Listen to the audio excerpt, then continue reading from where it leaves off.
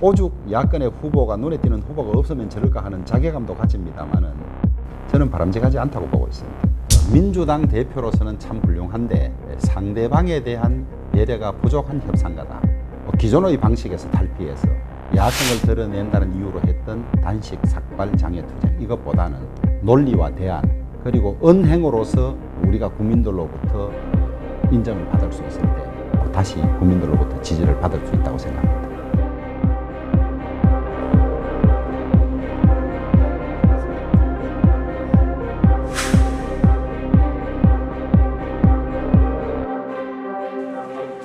안녕하십니까. 어서 오십시오. 반갑습니다. 예, 잘 계시죠? 대표님 시작하겠습니다. 예. 네. 뭐 6월 임시국회 뭐 어쨌든 3차 추경안이 가장 뭐 핵심이었긴 했는데, 근데 이 과정에서 뭐 정말 사퇴 의사도 밝히시고 또 뭐 사찰 이제 또 다니시기도 하고, 근데 어쨌든 간에 3차 추경안은 통과가 됐습니다만은 예. 그거에 대해서 좀 소회라고 할까요? 좀 어떻게 느끼셨는지 한 말씀 먼저 부탁드릴게요.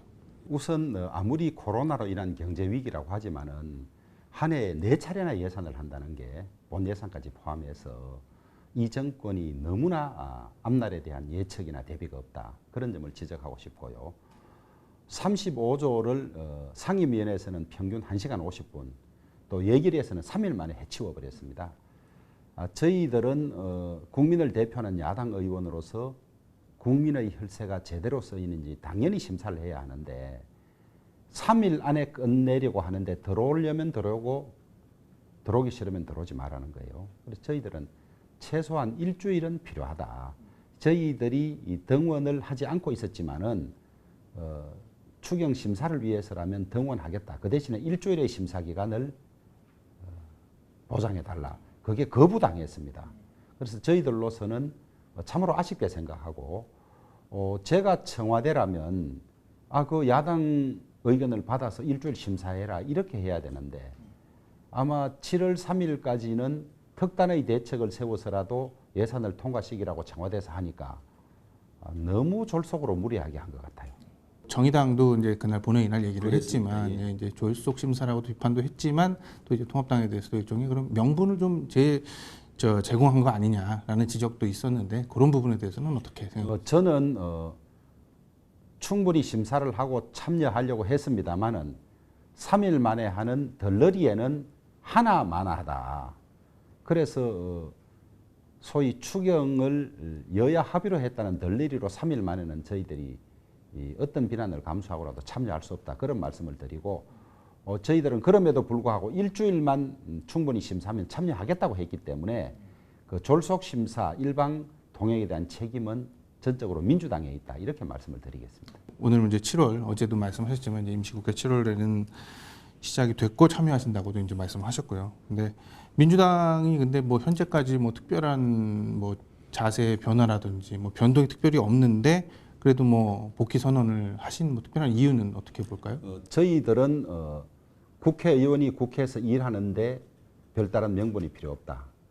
예전 같으면 여당으로부터 무시를 당하고 일방 통행이 있으면 단식을 한다든지 등원 거부를 한다든지 그런 방법을 많이 썼지만은 저희들은 국회의원이 특히 야당 의원이 가장 잘 의정 활동을 할 수 있는 진지는 국회밖에 없다. 이렇게 선언을 하고 또 그렇게 생각을 하고 있습니다. 그래서 민주당으로부터 짓밟히고 무시당하고 폭거를 당하더라도 저희들은 곧 털고 일어나서 국회 운영에 적극 참여하겠다.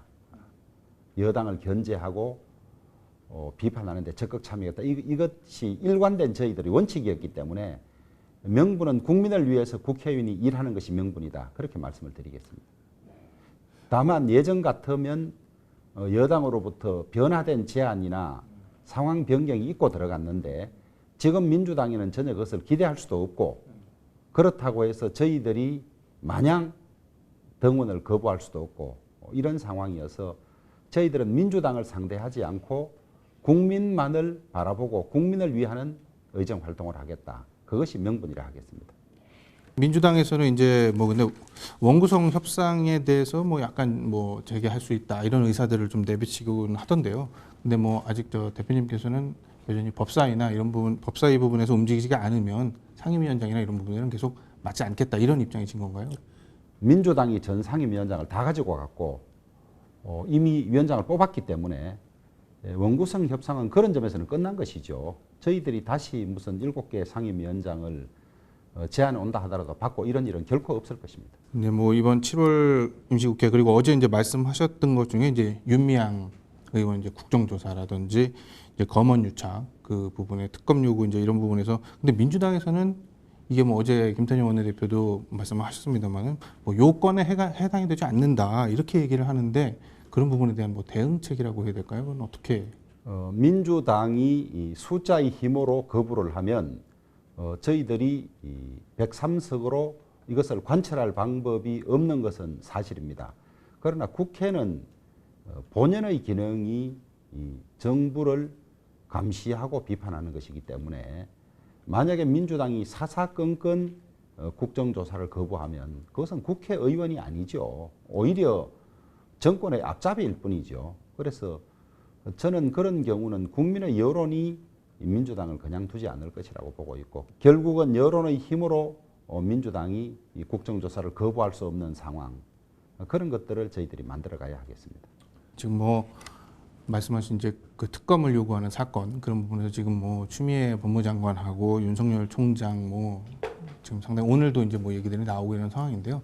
그 법무장관과 검찰총장의 뭐 갈등 이런 부분은 좀 어떻게 보시나요? 같은 법무 검찰 행정의 수장들끼리 이렇게 서로 치고받는 모양새가 참 꼴사납죠. 그런데 저희들은 이 근본 원인이 이 정권이 윤석열 검찰총장을 내치려고 이 사건을 빌미 삼아서 법무부 장관은 찍어 누르고 서울중앙지검장은 치받아서 윤석열을 쫓아내려고 하는 거다. 기본적으로 그렇게 보고 있습니다. 그래서 추미애 장관이 이 수사 지휘권을 남용하고 있고 또 전 검사장들이 모여서 수사 지휘권 발동이 적절하지 못하다고 이야기를 하고 있는 그런 상황인데요. 저희들은 법무부 장관은 검찰총장이 특권을 보호하기 위해서 공정하지 못한 수사를 하고 있다 이렇게 보는 것 같고 검찰총장은 서울중앙지검장이 충분한 수사를 하지도 않고 편견을 가지고 수사를 하고 있다. 서로 이렇게 보고 있는 것 같습니다. 그런데 이 사건에는 법무부 장관, 검찰총장, 서울중앙지검장이 관련되어 있고 또 수사 대상자가 또 다른 검사장이니까 검찰에 수사를 맡기는 것이 맞지 않다. 그렇다면 특검으로 수사해야 결과에 승복할 수 있고 공정하지 않느냐. 그런 입장에서 특검을 주장하고 있습니다. 그러면 이제 추미애 법무장관이 일종의 지휘권을 발동을 해서 뭐 이번에 윤석열 총장한테 얘기한 일종의 그 지휘권 그런 부분에 대해서는 뭐 수용을 해야 된다고 보시는 건가요? 어떤 입장을? 윤석열 검찰총장은 부당한 수사 지휘권 발동에 대해서는 거부를 해야 맞죠. 그것은 몇 년 전에 조국 전 법무부 장관이 윤석열 총장에게 했던 말이기도 합니다. 그래서 지금 검찰이 어떤 결론을 낼지 모르지만은 부당한 수사 지휘권 남용은 거부하는 것이 맞다 그렇게 보죠. 7월 임시국회 가장 중요한 건 이제 또 공수처 부분인데요. 근데 뭐 민주당에서는 뭐 법정 기한인 15일 안에 공수처 출범을 시키겠다 뭐 이렇게 계속 얘기를 하고 있는데 그 부분에 대해서는 어떻게 입장을 갖고 계신가요? 민주당과 청와대가 공수처에 저렇게 집착하는 이유를 국민들은 짐작하실 겁니다. 말로는 무슨 대통령께서는 대통령 친인척 수사하기 위한 것이다 그러지만은 사실은 검찰을 무력화해서 정권 말기나 정권이 끝난 이후에 검찰로부터 정권 수사를 막기 위해서 공수처장을 자기 사람을 넣어서 막아보려고 하는 그런 거라는 것을 국민들이 다 알고 있습니다. 그런데 이 법을 만드는 과정에 절차적 위법도 있고 내용상으로도 위헌 부분이 있어서 현재 헌법재판소에서 위헌 심판 중에 있습니다. 저희들로서는 그 결과를 보고 나서 절차를 진행하는 것이 맞다 이렇게 생각을 하고 있고요. 공수처장을 추천하는 위원회에 있어서도 추천위원 2사람이 반대하면 처장을 못 고르게 되어 있습니다. 일종의 거부권이 보장되어 있는 거죠. 그런 절차를 통해서 공수처의 이 헌법 적합성이 인정된다고 하더라도 저희들은 공정하고 중립적인 공수처장이 선정될 수 있도록 추천권을 행사할 것입니다. 그러면은 대표님 지금 말씀은 어쨌든 헌재의 결정이 나오기 전까지는 뭐 추천위원회건 이런 절차에 대해서는 통합당에서는 이제 진행을 하지 않겠다라는 이제 말씀이신 거죠? 그렇습니다. 이번에 인사 외교 안보 인사 라인 어떻게 보셨습니까? 대북 정책은 남북 연락사무소 폭파라든지 9.19 군사합의 파기 또 김여정의 강성 발언으로 이미 파탄이 났지 않습니까? 그래서 이 정책이 실패하면 정책을 바꿔야 하고 정책을 바꾸는 데는 다른 정책을 가진 사람을 써야 하는데 우리 이인영이나 박지원 내정자들은 모두 지난 정권 실패자들과 다른 생각이 전혀 없는 사람들이다. 다만 한 가지 북한에 더 잘 보일 수 있는 카드가 아닌가 이 정도 생각만 하고 있고요. 박지원 국정원장 내정자는 정말 잘못된 인사다. 국정원은 남북 대화를 하는 기관이 아니고 우리나라 최고의 정보기관입니다. 소위 이 북한 활동을 샅샅이 감시하고 중요 정보를 생산하고 이래야 하는 기관에 대화하는 사람을 책임자로 갖다 놓은 것이야말로 우리 정보기관을 무력화하는 조치다. 그렇게 생각을 하고 있고요. 우리 어릴 때 동화 중에 꽃감 하나 주면 잡아먹지 않지 하는 이야기 있지 않습니까? 이 동화에도 나오는 이야기를 마침내 잡아먹히는데 자꾸 꽃감을 주어서 해결하려고 하는 정책은 맞지 않다. 그 점을 정부 당국자들에게 강하게 환기시키고 싶습니다. 그럼 이제 인사청문회 이 두 내정자에 대해서는 어떤 부분을 좀 더 중점을 두고 임하실 예정이신지? 저희들은 어떤 생각을 가지고 그 부서를 맡는 것인지 그리고 본인들이 생각하는 정책으로 하면 남북 관계가 성공할 수 있는 것인지 그 점을 집중적으로 따지겠습니다. 그리고 뭐 이게 이 말씀을 안 드리기가 어려운데 그 뭐 지금 뭐 국민 최대 관심사는 이 또 부동산 정책 지금 뭐 얘기가 나오고 있는데 뭐 오늘도 보니까 뭐 민주당 아침 회의에서는 뭐 종부세를 강화해야 된다 뭐 이렇게 얘기를 하고 하는데 뭐 현 정부의 부동산 정책 뭐 어떻게 좀 보고 계시는지요? 부동산 정책은 다양한 정책들이 유기적으로 결합되어야 성공할 수 있는데 이 정권은 이명박 박근혜 정권 9년 동안 26% 상승했습니다만 이 정권은 3년 만에 무려 52%나 상승하고도 부동산 정책은 거의 30가지 가까이 있었거든요. 정책의 방향, 정책 수단, 정책의 타이밍이 모두 잘못됐어요. 그러니까 계속 오르지 않습니까? 우선 공급 대책이 없고요. 그 다음에 수요도 모든 국민들을 투기꾼으로 보는 그런 수요 정책을 취하고 있어요. 정작 투기꾼들에 대한 정책은 없고요. 뭐 이런 것들이 잘못되어서 이러고 있는데 아직도 성공하고 있다고 하니까 저는 앞으로 가더라도 실패가 더 불을 보듯 뻔하다 이렇게 보고 있습니다.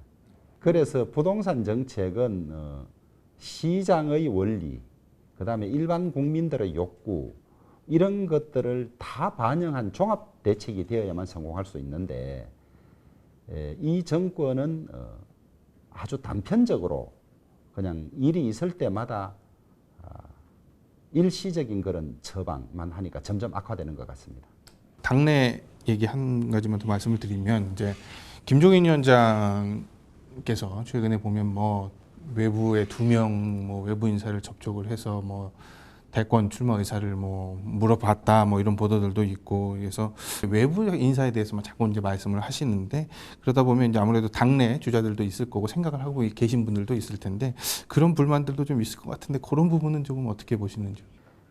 김종인 비대위원장의 이 후보들에 대한 언급이 우리 당 후보군들에 대한 관심을 일으키는 데는 매우 도움이 되지만은 자칫 잘못하면 당내에 있는 후보군들을 평가절하하는 그런 결과가 올 수 있어서 당내에서도 찬반이 갈라지는 그런 상황입니다.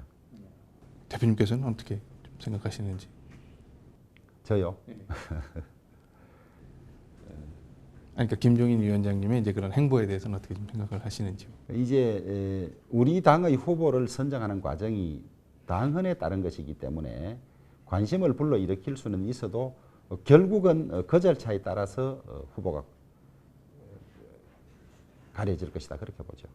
뭐 그 관련돼서 말씀을 하나만 더 드리면 뭐 요즘 뭐 각종 언론에서 이제 여론조사들 할 때 일종의 뭐 야권 부분에서 1위가 뭐 윤석열 총장도 막 나오고 이러는데 그런 부분에 대해서는 어떻게 좀 생각을 하시나요? 우선 현직 검찰총장을 두고 대선 후보군으로 논의한다는 자체가 바람직하지 않는 것 같고요. 본인도 여론조사에서 빼달라고 하지 않았습니까? 오죽 야권의 후보가 눈에 띄는 후보가 없으면 저럴까 하는 자괴감도 가집니다만은 저는 바람직하지 않다고 보고 있습니다.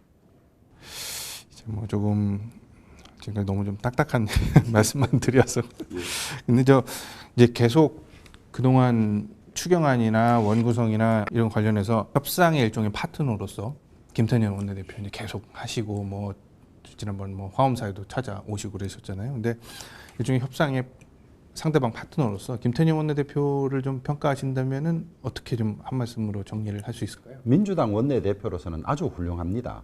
추진력 있고 또 치밀하고. 그런데 꼭 드리고 싶은 말씀은 함께 가야 멀리 간다. 민주당의 성공이 대한민국의 성공으로는 연결되지 않는다. 국회가 성공해야 대한민국이 성공할 수 있다. 그 말씀을 꼭 드리고 싶네요. 그러면은 지금까지 좀 협상이나 이런 부분에서 이게 잘 원활하게 되지 않았던 부분이 어떻게 보면 좀 그런 데 원인이 좀 있다고 보시는 건가요? 그렇습니다. 그렇습니다. 좀 그 여당 원내대표는 야당에게 무엇을 줄까를 늘 고민하고 그러고 풀고 나가야 하는데 우리 당이 목표하는 바를 관철하고 나가자 이렇게 해서는 저는 결코 성공한 원내대표가 되기 어렵다고 보는 거거든요. 민주당에서는 근데 지난번 뭐 저 추경안 관련해서 최종 협상 때 얘기한 거지만 뭐 민주당 얘기는 뭐 우리는 국정조사 통합당에서 이제 하자고 했던 국정조사라 뭐 한명숙 전 총리 청문회 이런 것들은 다 받았다. 그리고 하반기에서도 뭐 법사위 뭐 우리가 대선 뭐 이 승리하는 정당이 가져가자. 그러니까 충분히 우리는 뭐 줄 거 줬다라는 식의 얘기를 하고 있거든요. 그것만 가지고는 근본 원인이 이 법사위원회를 야당이 가졌었는데 빼앗아간 것에서 촉발된 것이기 때문에 민주당이 제시했던 그런 것만으로는 저희들이 법사위를 내주기에는 충분하지 않아서 거부했던 거죠. 그러면 어저께 이제 김태년 대표는 이제 조영 원내대표님에 대해서 일종의 가까이 하기는 너무 먼 당시인가 뭐 그렇게 그렇게 얘기를 하셨는데 뭐 주 대표님께서는 뭐 김태년 원내대표를 그렇게 뭐 일종의 한마디 정도로 말씀해서 하신다면 어떻게? 민주당 대표로서는 참 훌륭한데 상대방에 대한 배려가 부족한 협상가다 그렇게 평가하겠습니다. 이제 뭐 조금 실례되는 질문일 수도 있는데요. 그러니까 저 총선 이후에 계속 이제 어려운 시기 계속 원내대표 맡아서 해 오시고 있는데 물론 상당히 합리적이고 협상에도 상당히 진지하게 항상 임하신다 이런 평가도 있지만 조금 더 좀 야당 원내대표로서 좀 세게 일종의 뭐 야성을 좀 가지고 하는 것들이 조금 부족하다라는 식의 이제 당내에도 그런 얘기 하시는 분들도 있더라고요. 네, 이제 그 부분에 대해서는 어떻게 좀? 근데 이제 야성이 이 단식, 삭발, 장외투쟁이라면 그런 점에서 야성이 부족한 것은 맞습니다. 그러나 이제 우리 야성은 상임위에서 팩트와 그 다음에 정책과 논리와 대안으로서 드러낼 부분이지 지금까지 해왔던 것처럼 그런 수단에 의존하는 것은 아니다. 이제 국회가 열리면 우리가 상임위를 통해서 본격적인 야성을 보여주겠다. 그렇게 답변하겠습니다. 어저께인가 제가 기사를 보니까요. 그 아직도 근데 이제 이런 여론조사들을 보니까 60대를 제외한 이제 다른 연령대에서 아직도 그러니까 그러니까 민주당부터 지금 전 정당들을 평가했을 때 통합당이 아직도 호감도가 상당히 낮은 수치로 그렇습니다. 나오고 있더라고요. 그래서 근데 그런 부분은 어떻게 좀 변화를 계속 가져가셔야 되는 건지. 이제 그런 변화가 하루 이틀 만에 올 수 있는 것은 아닌데 꾸준히 이 국민에게 다가가는 노력을 하고 그것이 국민들로부터 인정받을 때 가능한 일인데 탄핵 전후를 둘러싸고 지금까지 우리가 국민들에게 신뢰를 못 준 부분이 너무 쌓여 있어서 그렇다고 생각합니다. 어떻게 그거를 극복을 좀 하실 수가 있을까요? 더 지속적으로 해야 한다고 봅니다. 그리고 기존의 방식에서 탈피해서 그것이 이제 이야기하던 야성을 드러낸다는 이유로 했던 단식, 삭발, 장외투쟁 이것보다는 논리와 대안으로서 국회 활동에서 드러내는 이것이 지속될 때 그리고 언행으로서 우리가 국민들로부터 인정을 받을 수 있을 때 그럴 때 저는 그 불신이 걷어지고 다시 국민들로부터 지지를 받을 수 있다고 생각합니다. 좋은 말씀 감사합니다. 네, 안녕하십니까, 김현우입니다. 더 많은 뉴스와 라이브 이벤트를 보고 싶으시면 여러분 보시기에 화면 오른쪽을 눌러서 구독해 보시길 바라겠습니다. 또 저희 SBS 앱을 다운로드 하시면 속보 알림도 받아보실 수 있습니다. 항상 저희 SBS 뉴스를 시청해 주셔서 대단히 고맙습니다.